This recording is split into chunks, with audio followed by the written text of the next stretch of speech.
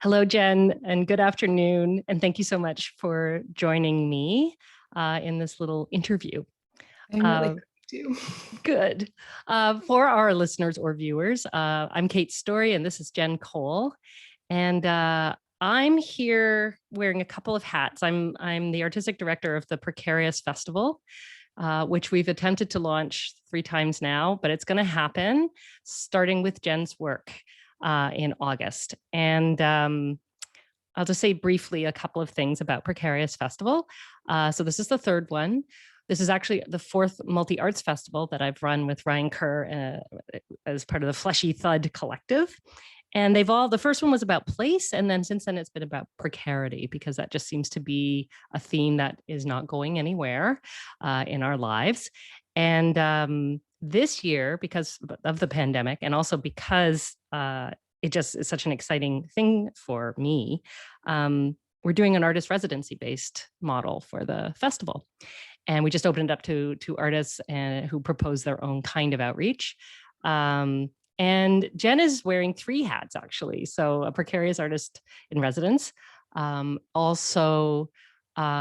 This project is part of Artsweek Shift2, which is a wonderful thing that Electric City Culture Council has been able to pull off despite the pandemic. And also Erring, which is Public Energy's multidisciplinary festival that's again been postponed, but will be happening in May 2022. And we're going to be in August working a bunch of artists in the old King George School in that space and animating it with, oh gosh, sky's the limit, really. So what I really want to talk about today is Swim, which is your work, Jenn.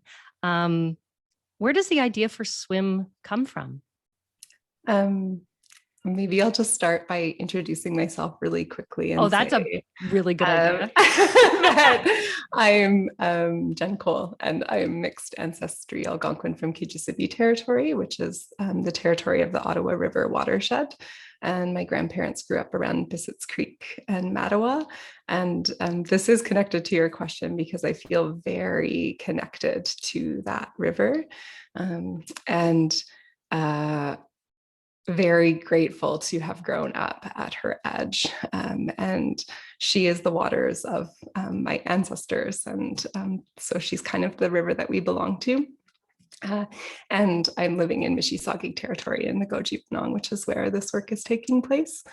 And where the work comes from, there are many stories about how it arises, I think, but I was thinking about this question, Kate. I think it comes from love for my relations. Yes. And yeah, I just love Odenabe also, and have had the privilege of getting to know her over time. And she supported me through a lot of transformation. She's floated my body, given me coolness in the summers. It's like really hard to isolate just rivers, because once we're thinking about rivers, we're thinking about all of the many ecological relationships that happen around. And so I've been making work in my own research, because I also work at Trent in gender and social justice. And then in my artistic practice, really thinking about water bodies and the many relationships that those set us up to think about and deepen our connections to, and the human relationships also, the historical relationships, and then the possible futures for those spaces. So I'm thinking about that all the time. And then I think where Swim came from originally was just, I was sitting with Wes Ryan and we had our feet in the water. And then we were talking about home watersheds that have supported us and what it feels like to go there and swim as grown-ups, having lived differently as children in those spaces, for sure. And I thought, let's do a piece about that. So when the call for Erring came from Public Energy, now probably 2.5 years ago. I think so, Jenn, because time is like an accordion now, and we don't know. It's just today. We don't know. It's today. But I think a while ago. It was a while. It was before COVID. Yeah, Yeah. before COVID, I thought, why don't we make a piece about returning to our home watersheds? But then also the work was site specific. So it's at King George. And when I went there with two dramaturgs, Irpi Pine and Carrie Beebe, we were standing and we just did a 4 directions practice where we faced each direction and then tried to, in an embodied way, understand what information was coming from each of those directions. And at King George, we're right between the canal, so that shunted human man-made Odenabe canal, and then Odenabe River following her more original pathway. And so even though I am always connecting to my home waters, we thought we should probably just think about Odenabe, think about that water body while we're here, and imagine, by making artwork and by moving our bodies, a future where she can take her rightful place, where she floods things, maybe smashes apart a few museums. The Michi Saagig can come like swimming and get their stuff. I think also like the Armor Hill Museum, they have Louis Riel's accordion. I read that in the newspaper once. Like, that is far from home. And so some Métis swimmer could come and take the accordion back. So we're imagining things like that, a big smashing of the locks, a big flood, and then all the reciprocal relationships and consequences that will come from that, like swamp medicines growing again, and then grannies getting to have tea and talk together, drinking good cups of tea and stuff like that. This work you're doing has already changed how I have been thinking about the Autonomy River, which is, I will call it that because I'm a settler, and moved me very much. I mean, I won't go on about my own experience, but I will say when I came to Peterborough, it was 1987. I was a young person and going through a hard time and ended up in a not very good place. But that river meant so much to me. And I think, like so many people, it was the first time I thought maybe I could find a feeling of welcome in this place, was just from that river, even though it's been so altered. And then, of course, many of us do remember when Jackson Creek did its spectacular bursting of the banks, and it's not a huge creek, but it made such it's cut a swath right through town, and so many stories, and took a long time for things to quote unquote go back to normal, which of course I like the saying coming out of this pandemic, we don't want things to go back to normal because that was the problem in the first place. But if Jackson Creek bursting its banks could make that much of a difference, I can imagine what the river that beats like a heart is going to do if she was able to go back to her waterways. Anyway, I want to thank you for that face-to-face or Zoom to Zoom, because honestly, I've been thinking about just the things you've said about that river has already changed how I'm seeing her and experiencing her. So I hope that happens for more people. And I think it will. Yeah, that would be the most beautiful thing if we all just deepened our connection, I think, to her a little bit more. All of us, all humanity, if all humanity would just reconnect with the watershed. Yeah, I think that will be really special. There's a wonderful quotation from Martha Gilhorn. Have you heard of Martha Gilhorn? She was a writer. She was a war correspondent. She started in the Spanish Civil War and World War II, and she went down to El Salvador. She wrote a lot, and she's a beautiful writer. And she was, this unfortunately is maybe what she's famous for, she was married to Ernest Hemingway for a while, and he cheated her out of getting paid on some war correspondence gigs. And after they divorced, she forbade his name to be spoken. And she has this quote.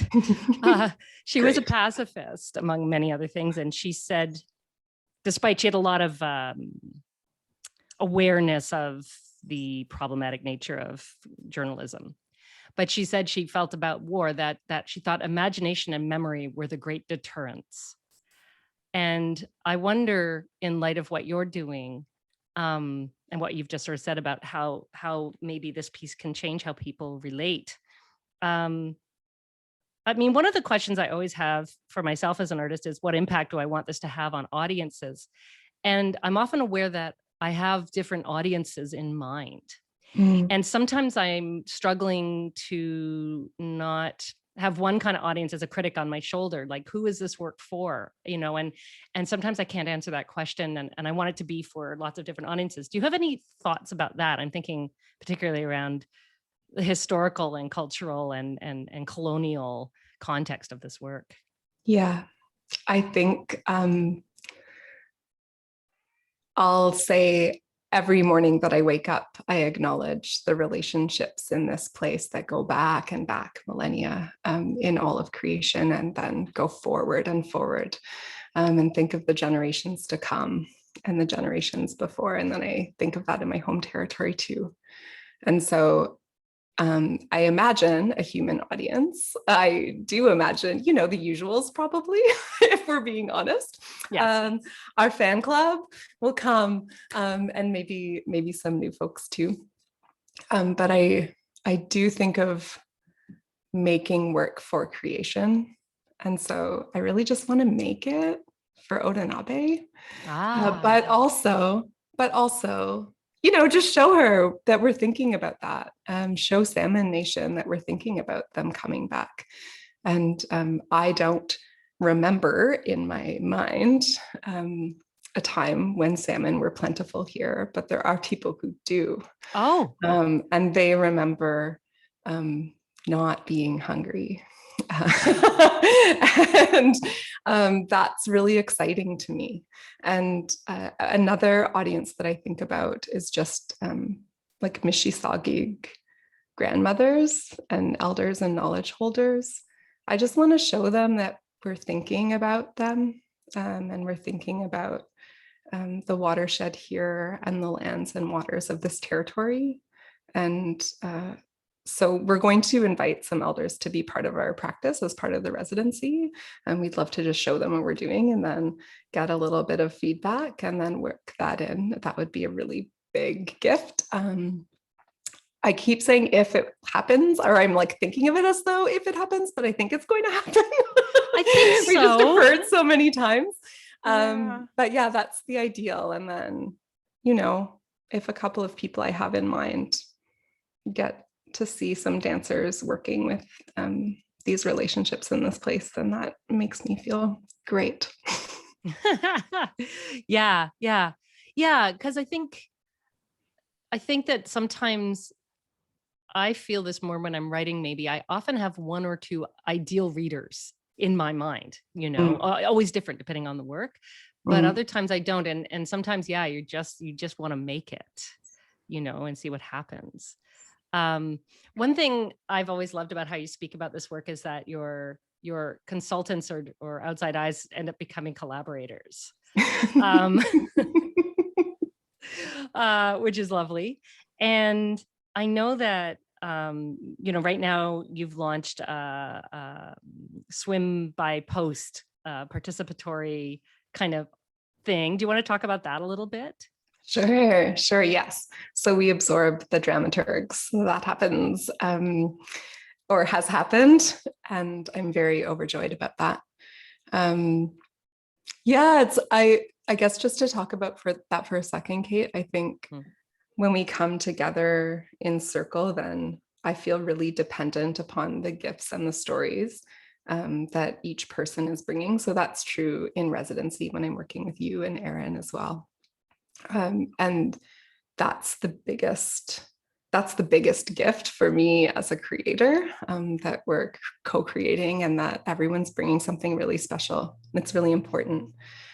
So even if it's a piece about my relationships or my story, then there's room for the other stories. But I guess that's become not just metaphoric, but also the people who come to bear witness and share their stories and nourish up the work have now just become dancers too. So that's happened. Yeah. And then maybe also 26 people in Nogoji-Winong, but also in the Ottawa area. And I'm trying to think if there's anywhere else. I think, and in Toronto, 26 audience participant performers are working with Swim by Post. So I've sent out letters and a little artwork, and the mail includes 4 prompts for deepening connection to water. And participants are invited to just have a private practice where they do their own thing and say hello to their, the river or their glass of water or their bathtub or whatever. And they are also invited to share pieces of results from their prompts. So maybe a movement sequence, or there's a little vocal practice to do as well. So maybe some sounding or some words. And then when we meet for the residency in August, we'll incorporate whatever audience participants share with us, so that now we're networking to even more relationships with Odenabe, with Niba, with water.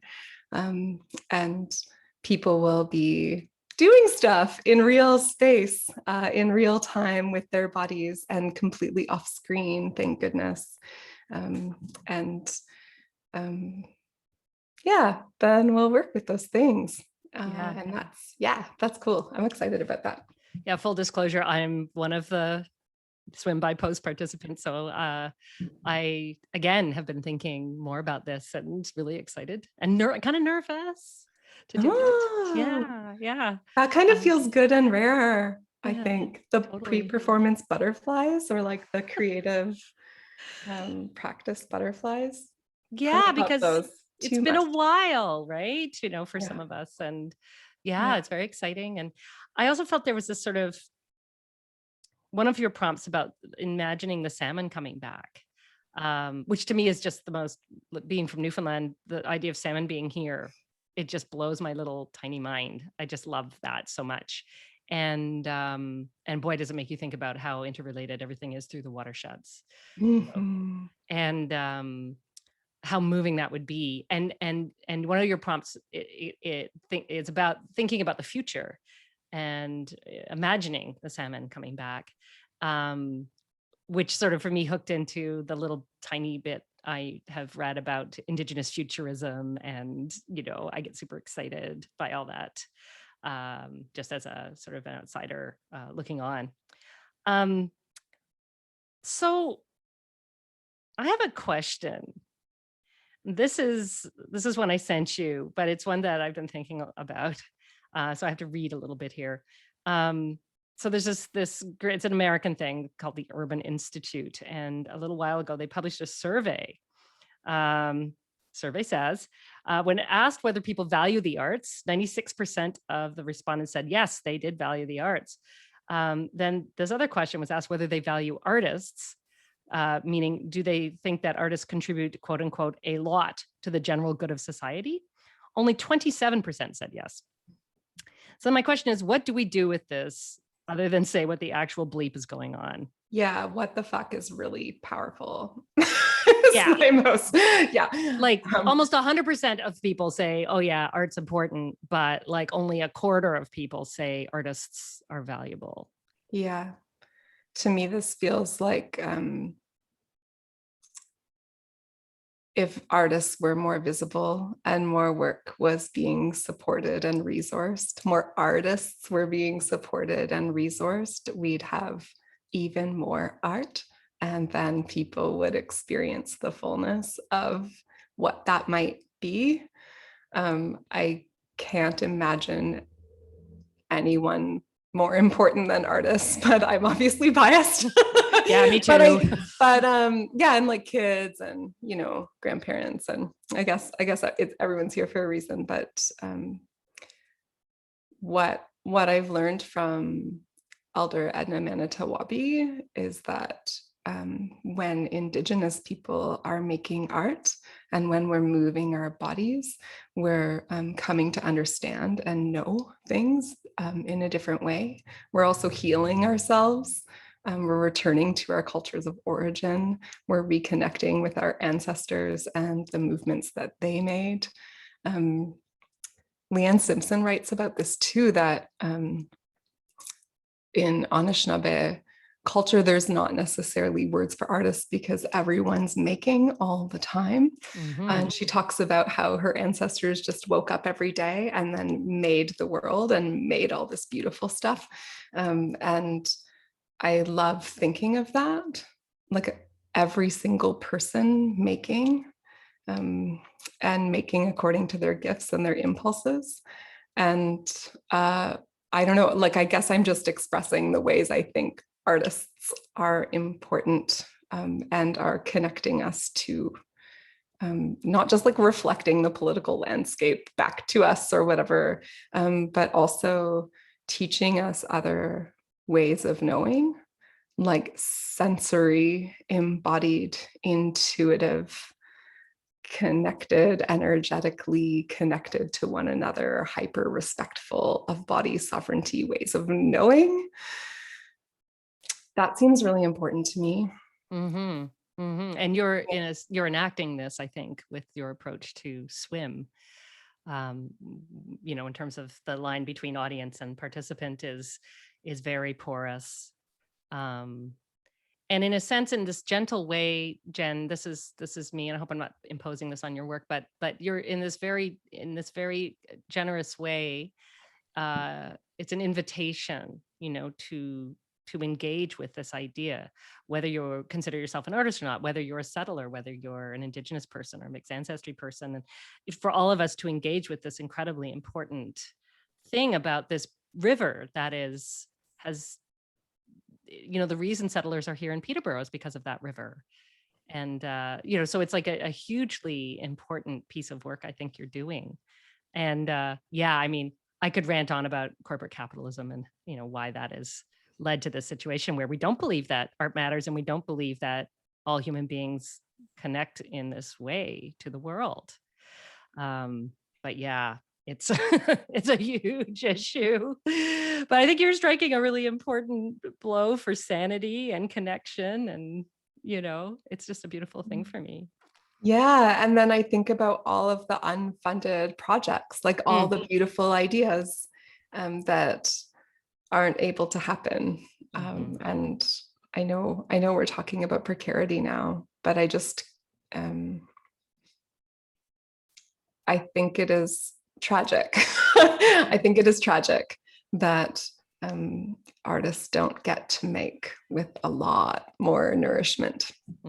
I couldn't agree more about that. I mean, it's really why we started doing these festivals, was an attempt to address that in a small way, because we don't have huge resources. But one of the things I think, I mean, I always hesitate to talk about the arts community, the arts scene, because that gets mobilized in destructive ways sometimes, and there isn't one in Peterborough. I mean, that's silly. There's many, and we intersect in different ways. But I do feel, if we can talk about it just as a shorthand, that collaboration is often a feature of what we do here, and it's something that makes me happy to be here and to be living and working here. Maybe because we're small enough that we don't specialize, we don't have silos quite in the same way. Anyway, I think it's super exciting. Yeah. Here's a question. Stably, remember at the beginning of, the last Precarious Festival, Jill opened and then said she was just so grateful to be living in a community where people make art because they want to. Yes, I do remember Jill talking about people that. just make weird stuff and try weird stuff and make things because they want to. And because here we have a destination or destinations for our work.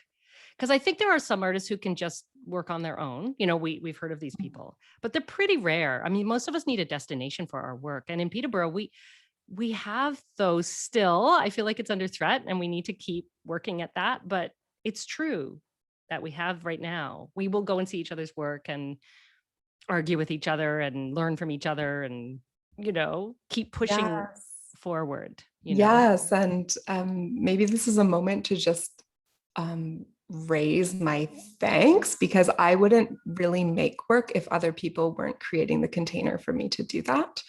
Or I would make work on my own, in a silo of one under the sky or something.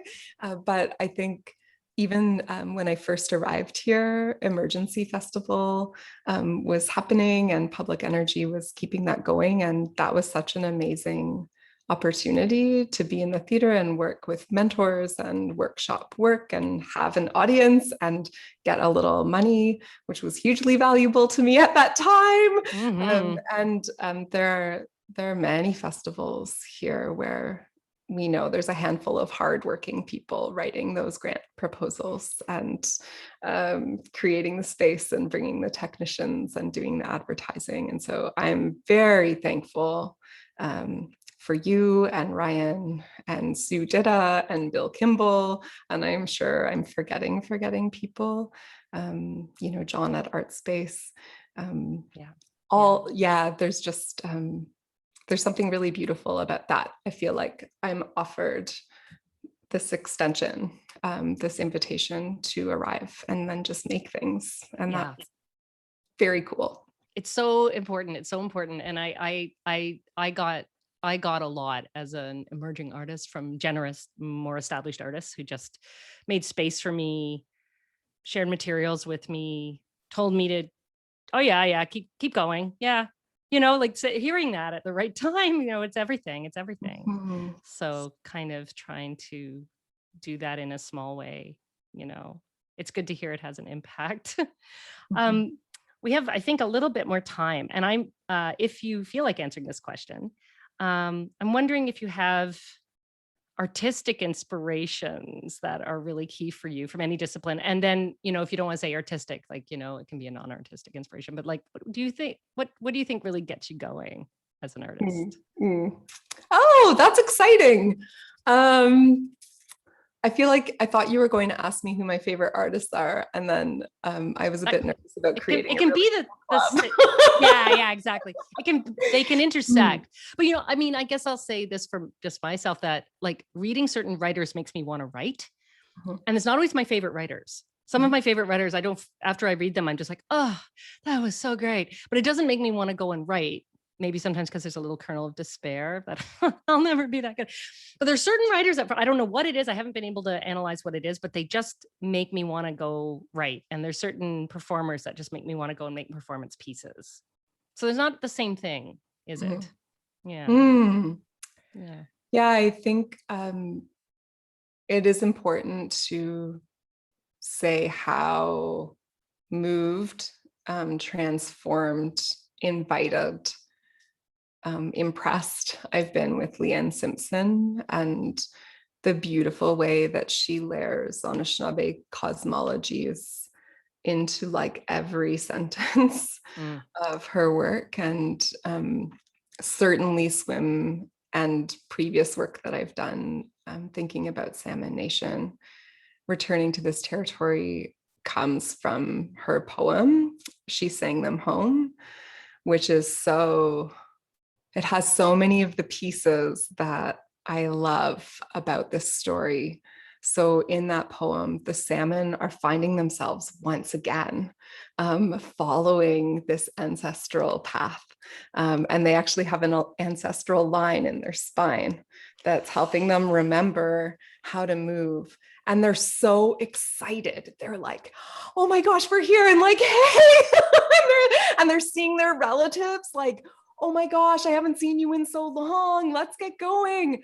And there's this celebration, and the celebration is so powerful that it almost doesn't let you fall too deeply into your grief that you know that it has not happened yet. And at the end, that poem ends, the salmon saying, "It's over now. You can cry now." Oh. Yeah. Yeah. And that poem just makes me want them back so much. And makes me feel what it might feel like for them to be back, and asks me to imagine myself in a salmon body, and what that feels like, what the sensations of that are, and how joyous and important and thirst quenching that is. And so for sure, she's been a huge inspiration for this work. And then also I've been able to grow swim with other collaborators. So I'm newly in the last couple of years working with William Kingfisher through his Gilhorn project. And we went to, as part of Insights Festival, we were working in the Lift Lot Community Garden. And that's right next to the canal as well. And I imagined that that whole garden used to be underwater. And there was actually an archaeological exploration going on there because Canadian Canoe Museum was going to plant there.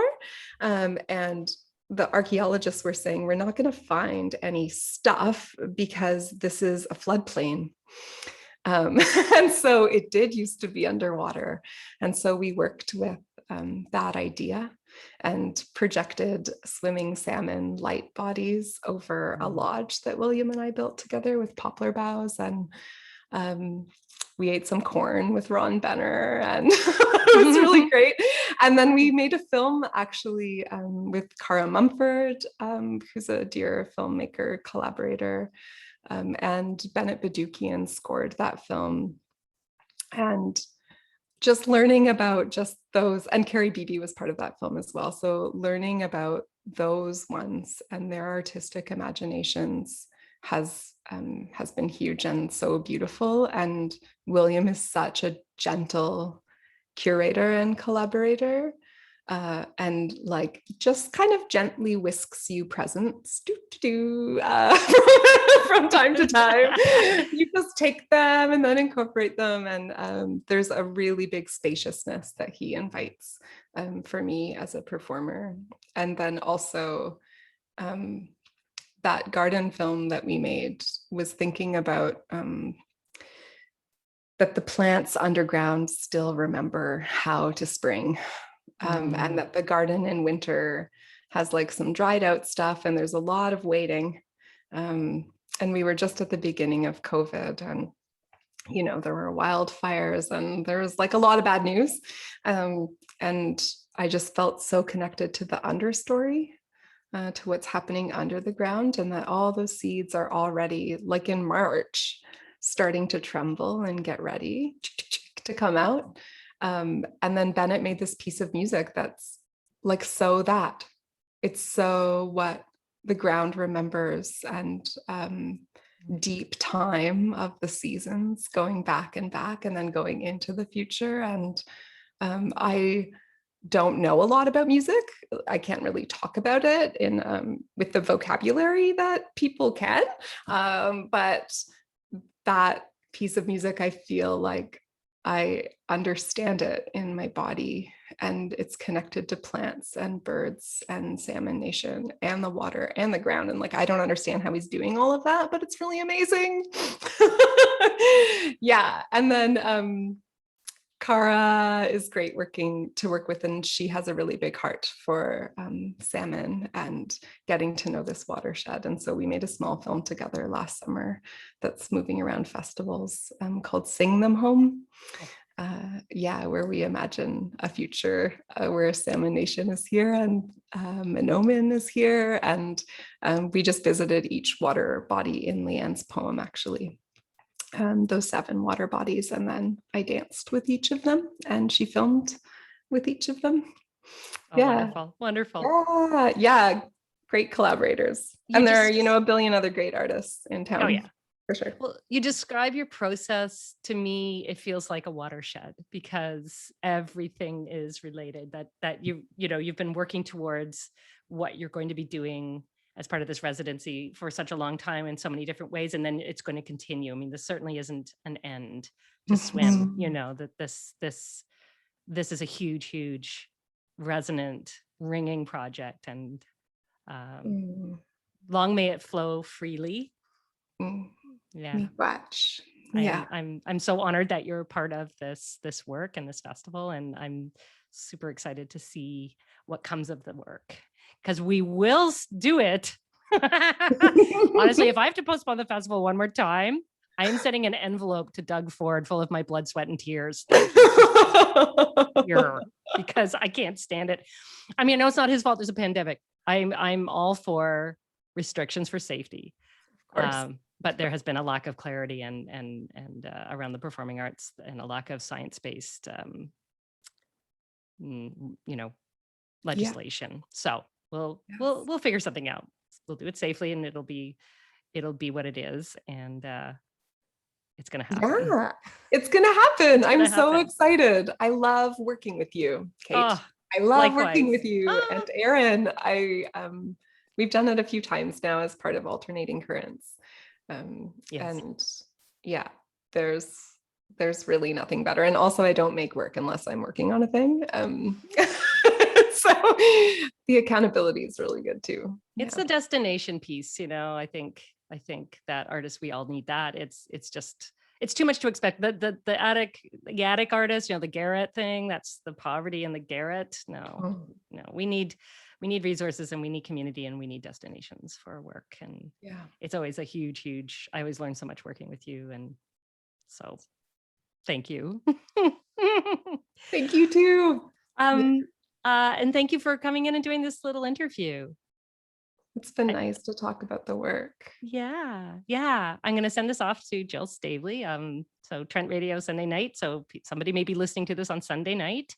The Trent Radio Sunday Night Art Show, which I think in some ways is like a place when we can't get together in cafes or, you know, together in gatherings to talk. We get to at least Jill can sort of put together conversations on the radio.